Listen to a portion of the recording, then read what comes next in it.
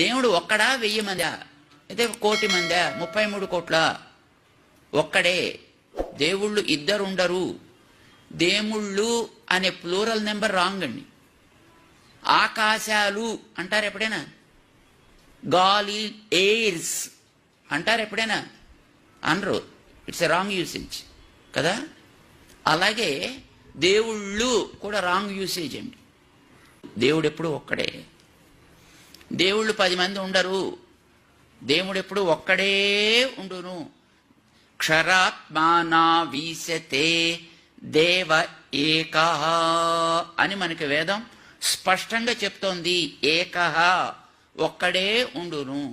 దేవుడు ఒక్కడే. ఇప్పుడు మనకే కాదండి, వాళ్ళు ఏ మతస్థులైనప్పటికీ కూడా దేవుడు ఎప్పుడు ఒక్కడే ఉంటాడు.